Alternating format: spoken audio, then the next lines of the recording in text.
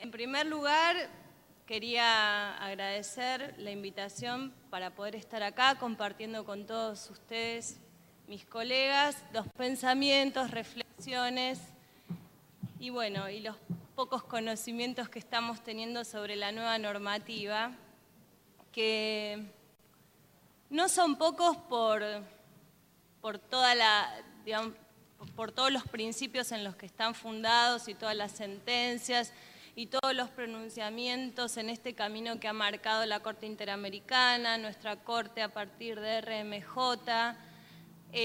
Lo que dice la Ley de Salud Mental no es nuevo para nosotros, ya fue receptado en todos los tratados de derechos humanos. El reconocimiento de la capacidad jurídica de las personas está en el artículo 16 del Pacto de Derechos Políticos, Sociales y Culturales. O sea, es anterior todo este debate a esta ley. Simplemente la ley fue la coronación de todo este proceso de transformación en el ámbito internacional y en el ámbito nacional. El gran desafío para nosotros, para los miembros del Ministerio Público, más allá de la función que cada uno cumpla, es hacer los ajustes razonables que indica la Convención de los Derechos de las Personas con Discapacidad para no dejar de cumplir con los tratados internacionales y las obligaciones que asumió el Estado. No dejar de cumplir en cada acto, en cada dictamen, en cada escrito de defensa, y también incluiría a los defensores penales y los fiscales, que si bien no sé si habrá alguno presente, creo que esta normativa nos incumbe a todos en cada área.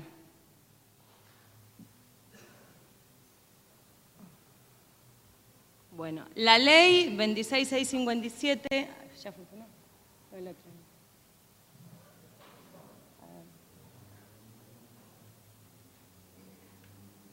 En principio quería decir algo de la ley, que es una norma de alcance nacional que fue dictada por el Congreso en el marco del 75, inciso 22, 23, 19 y 12. Perdón, del 22 no, del 23. Son las acciones positivas que fija un piso, ¿sí?, de derechos para toda la nación. Es decir, la ley, a mi modo de ver, es aplicable desde el día que entró en vigencia, desde el 12 de diciembre del 2010, y por lo tanto no puede soslayarse su aplicación ni apartarnos de ella, ningún operador. La ley contiene disposiciones de derecho federal y de derecho común, sin perjuicio que promoverá, dice claramente, que cada jurisdicción adecúe su normativa o bien implemente sistemas de salud acorde a los principios que la ley enumera.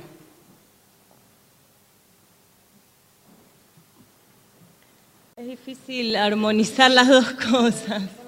Bien, la oportunidad... dale. No sé si desde acá llega, pero voy a hacer el intento. ¿Cuándo interviene el asesor de incapaces en un proceso de internación involuntaria? Entiendo yo que no hay duda de cuándo debe intervenir. Creo que la intervención es obligatoria y en todos los casos en que haya un menor de edad involucrado en la internación o una persona declarada incapaz. ¿Por qué hablo de declarada incapaz? Muchas veces, quizá la mala práctica ha hecho que los asesores de incapaces intervengan en aquellas internaciones donde no hay una declaración de incapacidad, una sentencia previa. Yo creo que esto es un error y esta es mi postura personal, ¿sí? Porque el asesor no puede intervenir ante un diagnóstico genérico, ¿sí?, ante una mera presentación del hospital que diga esquizofrenia residual, ¿sí? Este diagnóstico en salud mental no puede hacerse porque no autoriza a presumir un riesgo o incapacidad en la persona o un daño psíquico. Simplemente está hablando de un estado actual y este diagnóstico es poco adecuado, ¿sí?, apresurado a mi modo de ver, y también violatorio del artículo 3 y del artículo 5 de la Ley de Salud Mental, ya que no tiene un enfoque interdisciplinario, es solo un diagnóstico médico-psiquiátrico. ¿Qué lleva a realizar una intervención prematura o inoportuna? Para mí es contrario al artículo 140 del Código Civil, que, que todos conocemos y que dice que nadie puede ser declarado incapaz sin una sentencia que así lo decida. Y este principio, tan sabio y tan viejo también, ha sido reforzado por toda la normativa vigente de derechos humanos, en especial por la Ley 25.280, que es la Convención Interamericana de Eliminación de toda discriminación para las personas con discapacidad mental, y el artículo 12.2 de la 26.378. Sí, no, pero está como desfasado. No vamos a darle bolilla al PowerPoint, me parece. ¿No? Es más fácil. Entonces, ¿cuándo será oportuna la intervención del asesor de incapaces, a mi modo de ver, recalco, en un proceso de internación? Será procedente y oportuna cuando en un juicio de internación existan elementos suficientes para entender, ¿sí?, que la persona podría estar afectada en su capacidad mental.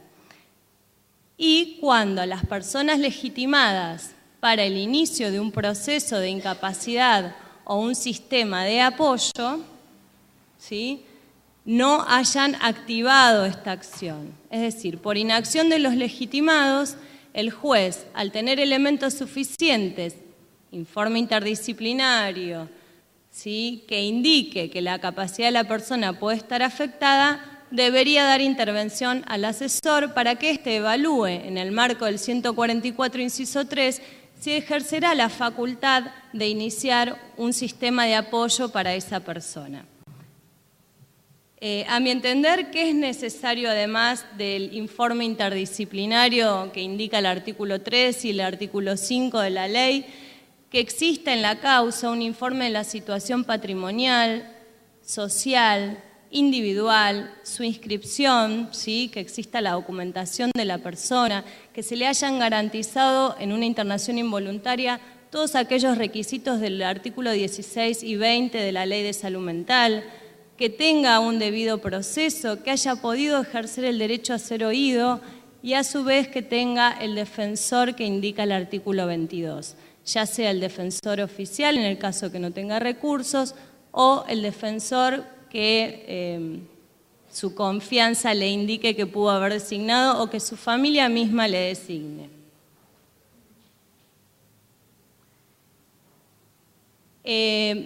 Cuando se nos da intervención en ese caso, es el asesor junto con la persona que va a tomar la decisión, a mi entender, de iniciar una acción de declaración de incapacidad o un sistema de apoyo, que sería lo correcto llamarlo así. Lo que pasa es que como todas las normas están en crisis y la interdicción tiene que dejar de serlo por todas las convenciones, tendríamos que hablar de un proceso o un sistema de apoyo para la persona, determinación de un sistema de apoyo. Creo que hoy el nombre adecuado para el procedimiento sería ese. ¿Cuál será el procedimiento? Garantizar el debido proceso, hasta tanto exista una normativa procesal que responda a los tratados internacionales y a las responsabilidades asumidas. Bien, en los procesos de internación con personas ya declaradas incapaces o menores de edad, entiendo que es obligatoria la intervención del asesor y se debe allí verificar, que se den todas las condiciones, como ya dijimos, del artículo 16, del artículo 20 de la ley, y hay que tener en cuenta las medidas de salud anticipadas que pueden llegar a existir, que las enumera el artículo 11 de la ley 26.529, que hace poquito hacía referencia a la doctora Iglesias, que es la ley de los derechos de los pacientes, donde se indica cuál es o cómo debe interpretarse, porque define claramente el consentimiento libre e informado, y las excepciones al consentimiento libre e informado y quiénes pueden darla en caso de personas declaradas incapaces y en caso de menores de edad. Teniendo en cuenta estas medidas anticipadas del artículo 11 de la Ley de los Derechos de los Pacientes, también hay que tener en cuenta el artículo 12. El artículo 12 de la Ley de Salud Mental dice que la medicación no puede ser utilizada como castigo, ¿sí?, ni como conveniencia de terceros, ni para suplir acompañamientos terapéuticos que no existen. Es decir, el asesor debe controlar que la medicación realmente no esté siendo utilizada en esa persona como un método de castigo o un método alternativo ante una alternativa correcta y eficaz.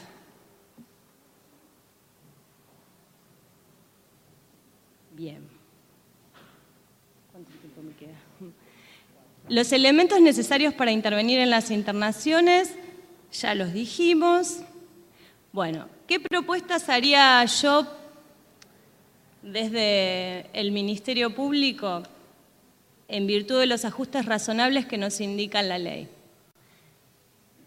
En primer lugar, quisiera hablar un poquito de los ajustes razonables. ¿Qué son los ajustes razonables que indica la Convención de los Derechos de las Personas con Discapacidad?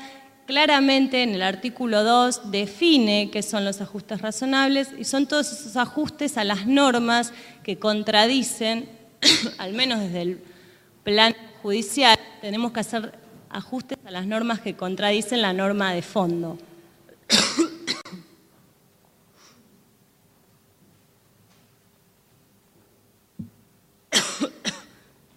En el protocolo, en el protocolo de actuación deben regularse, estoy saliendo de una gripe, sabrán comprender. En el protocolo de actuación deben regularse claramente las funciones de los magistrados y funcionarios. Para mí es esencial que se indique cuáles son las actividades que debe llevar adelante el defensor, el asesor de incapaces y el juez.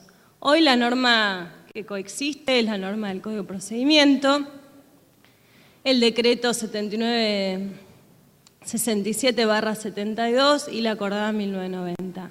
A mi modo de ver, todos deberían ser dejados de lado y aplicarse estrictamente la Convención y la Ley de Salud Mental junto con las reglas de Brasilia, que se podrían incorporar imitando a la Corte de la Nación por resolución de corte por acordada de corte o resolución de procuración. Quería terminar diciendo que el derecho es un instrumento esencial para la promoción y protección de los derechos humanos y de las libertades de las personas con discapacidad y que ahora estamos transitando todos los operadores una etapa de superación de la mera dogmática, es decir, cómo ponemos en práctica todos los dogmas enumerados, enunciados y ratificados. Creo que es el gran desafío, necesitamos mucho compromiso y el Ministerio Público creo que es el encargado de desterrar estas malas prácticas que vienen desde años padeciendo las personas que sufren discapacidad. Y que no existe ningún impedimento natural para desarrollarse y que ese impedimento natural de la persona menos puede ser impedido por un impedimento jurídico. No deben existir impedimentos jurídicos para el ejercicio de los derechos. Y es más, nosotros como Ministerio Público no podríamos decir que la ley es un impedimento o la falta de recursos es un impedimento para llevar adelante la normativa vigente o ponerla en práctica, o que no haya acuerdos con las jurisdicciones locales, tampoco puede ser un impedimento, porque la ley es de jerarquía superior y en caso de duda debemos aplicar el principio pro homine, ¿sí? En caso de duda se debe resolver lo más favorable al incapaz. Bueno, termino con el tiempo.